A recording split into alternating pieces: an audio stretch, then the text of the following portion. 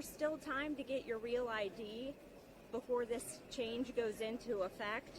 So we encourage you to update your identification as soon as possible. Congress passed the Real ID Act in 2005 to strengthen security standards for state-issued IDs. The Trump administration is enforcing these requirements to better protect Americans. All states, territories, and the District of Columbia are issuing Real ID compliant cards, which have a star at the top. To share more about North Carolina's Real ID program, I'd like to welcome Paul Tyne, Commissioner of North Carolina's Division of Motor Vehicles. Paul, thank you for your partnership and your support. Good morning, everyone. Thank you for joining us today. Thank you, Director Gordon, for your partnership. We at North Carolina Division of Motor Vehicles are proud to work alongside TSA to help keep travel safe and smooth for everyone. North Carolina has been issuing Real IDs, compliant driver licenses, and ID cards for nearly 9 years now. And today, more than 5 million North Carolinians already carry one of the star in the upper right-hand corner. If you have a star, you're ready for the checkpoint with no additional steps or costs. For those who don't yet have a Real ID, the easiest way to avoid the new verification process and fee is to get one before your next flight. It's straightforward. We've made it more convenient than ever. Start by visiting ncrealid.gov. That's ncrealid.gov, where you can confirm whether you need a Real ID, and we have a short quiz that will help you to understand the exact list of documents that you will need to bring into the office. Every one of our 114 driver's license offices now welcome walk-in customers from open to close, or until we reach daily capacity for that location. We also continue to offer appointments, which are currently available up to 7 days in advance, with new slots added every day. And we'll be increasing the number of appointments that are available in early February. Finally, I hope you'll remember this point. Winter is the time to come to NCDMV. Please don't wait until summer, which is our busiest time of year. No need to show up early. We're seeing short lines all day, including the afternoons, and should you encounter a surge for some reason, we will check you in and let you wait anywhere. Our teams are ready to help, and getting your Real ID now means one less thing to worry about at the airport. Thank you.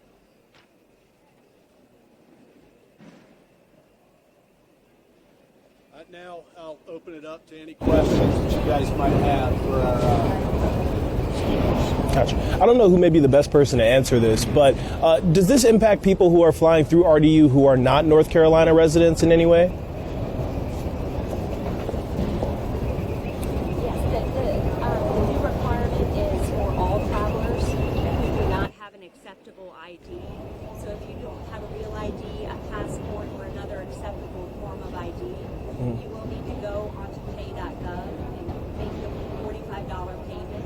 You'll receive a receipt, and you'll bring that receipt to the TSA checkpoint. Got it. And again, we encourage folks to do this in advance of their travel to avoid delays. Gotcha. Is a digital copy of the receipt acceptable, or do they need to print out a physical Yes, copy? they can have a digital or a hard copy.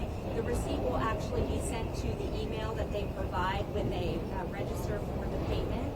So they'll have it in their email, or they can bring a hard copy. Either way. And I know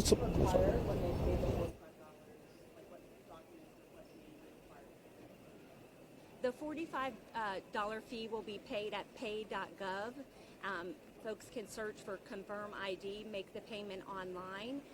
They'll be required to enter some basic travel information, name, things like that. It's a simple form, takes about 5 minutes to complete, and then once the payment is made, the receipt will be sent to their email. The receipt is good for 10 days from the start of travel, so they can use the same receipt if they have a return flight. And they will just need like their current ID during that process? During that process, whatever ID that they have, if it's just a regular state-issued driver's license, for example, they will bring that with them along with the receipt. You're encouraging people to fill out that Confirm ID before they get to the airport, but if they don't have that filled out when they're trying to go through TSA, how's that going to impact people's travel? If travelers show up to the TSA checkpoint without acceptable ID, such as a real ID or a passport, and they have not paid the $45 fee, they'll be directed to the pay.gov website by our officers. They'll be asked to step aside, pay the fee online, and once they receive the receipt, show the receipt when they return to the checkpoint. Again, we highly encourage them to do this in advance of travel before showing up to the airport to avoid any delays. How does this differ from where it stands right now? If you're traveling today and you're traveling on May 3rd, what is the difference in what the payment is? The difference is that they will have to pay the fee if they don't have that real ID or, for example, a passport, another acceptable form of ID. They'll have to pay the fee come February 1st and show that receipt to the TSA checkpoint.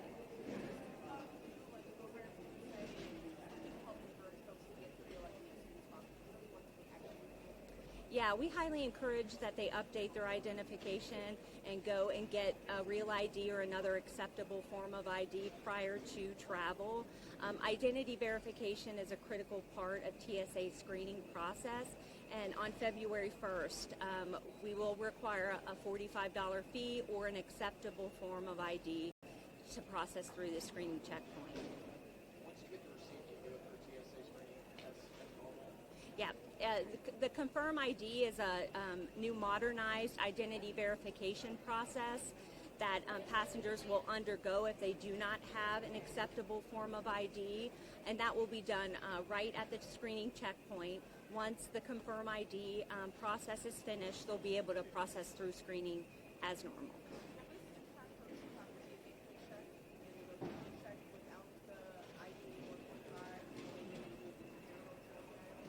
If they are a pre-check passenger without an acceptable form of ID, the $45 fee will need to be paid in advance of travel.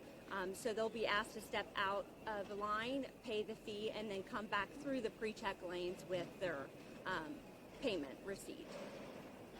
Kicks off on February 1st. Are you all prepared for any potential delays if people do not have, this filled out? I imagine that not everyone, it may take a minute for people to get behind this. Yes, we are prepared for the February 1st launch. We will have QR codes at the TDC podiums that show where to go to pay the fee for those that may arrive at the checkpoint without an acceptable ID and without the pay.gov receipt. So we'll direct folks to the right website, but ultimately they'll have to step out of line to pay the fee online. And we want to avoid that if possible. It will cause a little bit of delay in your travel plans if you show up without that. Gotcha. Is there a chance that the passenger traveler that does not have their receipt gets to the checkpoint, pays the $45, they don't meet the Confirm ID requirements, they can still be denied travel, correct? If they don't pass the Confirm identity verification process, then TSA will make the determination on the next steps in the screening process at that point. But we're asking travelers to bring an acceptable form of ID, real ID or passport. If they don't have those things, bring whatever identification that you have to help us to confirm your ID, along with that receipt that you've made that $45 payment. Okay? Last question. RDU since Real ID started, and kind of what changes do you think will happen once RDU starts? Yeah. Well, since the launch of Real ID in May, 94% of travelers across the country have presented an acceptable form of ID.